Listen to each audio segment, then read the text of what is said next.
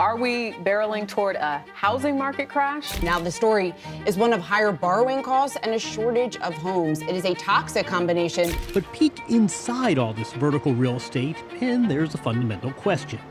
Where is everyone? As the clock ticks into 2024, the economic landscape is shifting beneath our feet. From the relentless grip of inflation to the looming shadow of deflation, how do these forces shape our approach to real estate investments in these uncertain times? Well, it shapes our approach in a lot of ways. And in today's episode, we're going to break it down by answering 3 questions.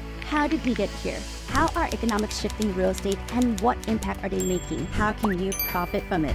Yes, you just keep watching. First, we want to talk about inflation, specifically the inflation narrative of 2023. Now, no matter who you are, you heard about it a lot. You heard about it on the news. Annual inflation. Inflation rose more than inflation has been a thorn in the side. Inflation is still present. You heard about it when you were buying your Greek yogurt in the Whole Food aisle. You saw it everywhere, and everywhere you looked, prices were climbing. But now that we're into 2024, the conversation is beginning to change. Inflation is beginning to stabilize, like you see in the graph here, right? And the rate hikes are on its way out, like economist Diane Swong said. The Fed is done. That sounds great. As long as the economic data keeps to change and move like it has been, with inflation starting to chill out and the economy, while slowing down a little bit like you're driving through your neighborhood street, but not poised to crash, the Fed will start cutting sooner rather than later. Sounds good, right? Well, just as we're starting to get comfortable, a new term starts showing up in financial news: deflation. And you might be wondering, what does it mean when your cost of your weekly groceries and your fancy Greek yogurts and your lattes and your gas start to drop? Is there a term for this? Yes. Well, really, there's 2: deflation and disinflation. They're kind of similar, but they're also, well, different. Well, we'll start with disinflation, something that started happening last year. This literally means a decrease in the rate of inflation. Prices might still be on the rise, but they're not rising at the same level as they were. This usually happens as the economy slows down or the Feds take action to tighten up their policies. You can literally picture 2 balloons. On one side, you have a helium machine. The balloon inflates fast when you use the machine. Right now, let's say the other balloon isn't being blown by the helium, it's being blown by you.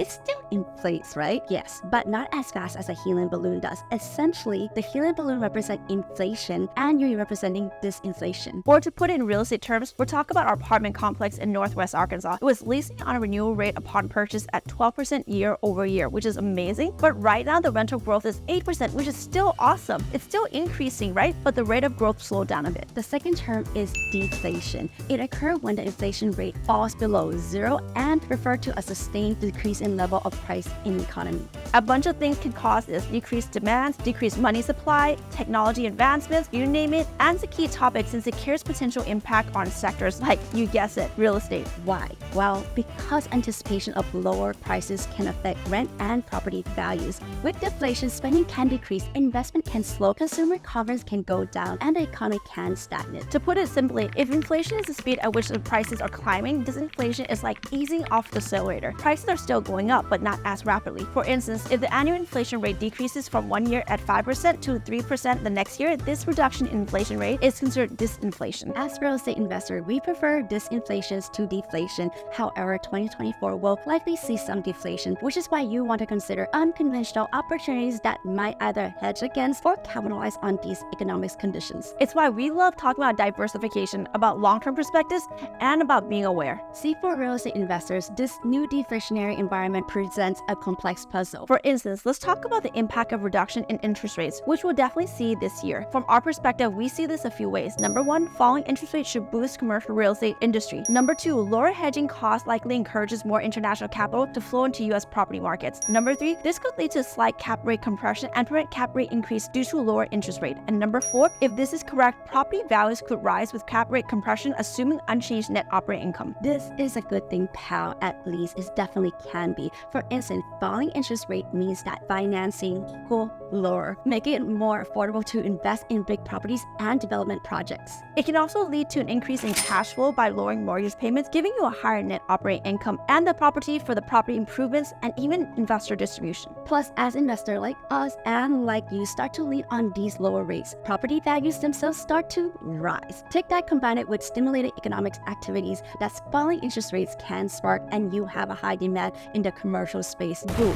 So you might be tuning in and thinking, How do I navigate this terrain as an investor? Should I expect lower purchase prices? Is this property of a lifetime? What should I do? Well, it's all about strategic investment in 2024. Just imagine a large multifamily apartment complex, a gem hidden in plain sight. Now imagine it's priced far below what it's worth due to liquidity crisis of the owner. Just picture this in your brain: 100 units, probably even bigger, and a building full of tenants. The possibilities are unlimited, remarkable returns. Sounds like the best, huh? Yes, it does, and that's a real possibility. Let's paint the picture. First, take the urgent need for liquidity and use it as a favorable entry point for investing. You do this by conducting your due diligence. You can hire a third party to do the assessments on the condition of the property and choose places for improvements, and ideally purchase the property at a discount. We can almost guarantee you that the bones of this incredible multifamily apartment can give you some big value. Once you acquire the property, you can make big moves, restructuring, making big money. This might mean renegotiating existing terms, securing the financing, hello investments, or implementing cost-saving measures too. Then as a multifamily apartment investor, you and your team can enhance the value-add property with things that make the property more attractive to tenants. That might include upgrading amenities, renovating units, and in turn raising rents. Guess what happens when you do that? Well, you have invested in limitless profitability, and then you improve the tenant experience and made it really easy, really worth it to raise that rent, driving occupancy rates, increasing net occupancy income, and increase property value. And then when you're in position, you can adapt to disinflation by implementing different leasing terms, offering incentives, keeping expenses down. There's so many different options here, and the possibilities are truly endless when you're keeping your long-term strategic investment perspective in mind. We know it is because we've done it a lot. Take our investment in Phoenix. Right out of the gates, we faced a colossal challenge, drumming up capital. Picture this: we're fresh-faced in the multifamily apartment scene, and back then, Phoenix wasn't the real estate mecca it's hailed as today. Convincing investors accustomed to the golden grounds of Dallas to bet on us was like selling ice to Eskimos. But here's the deal: everything was smooth sailing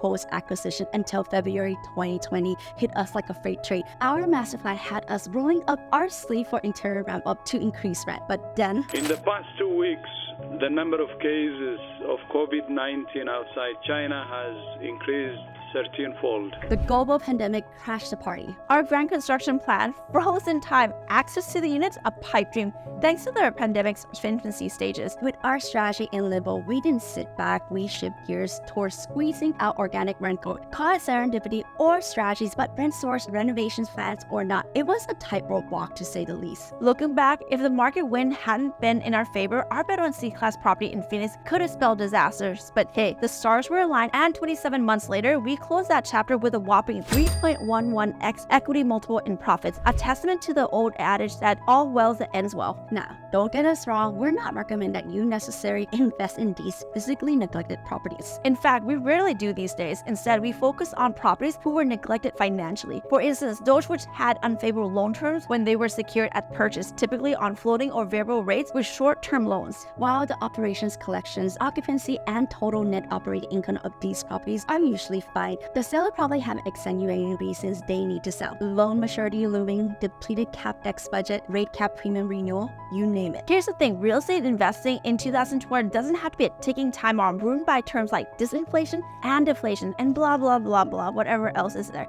Instead, it can be one full of crazy good possibilities and possibilities that you can really profit from. That's where the rewards lie, friends. Just take a look at multifamily apartment sector. No matter what the economy is doing, you have stable rental income, a reduced risk because people always need a place to stay, a need for affordable, nice housing, and potential for appreciating value, aka money honey. Despite the challenges of economy at any given time, multifamily and commercial real estate gives you the opportunity to rise above. So what are you waiting for? Check out this video so you can start beating the challenges now.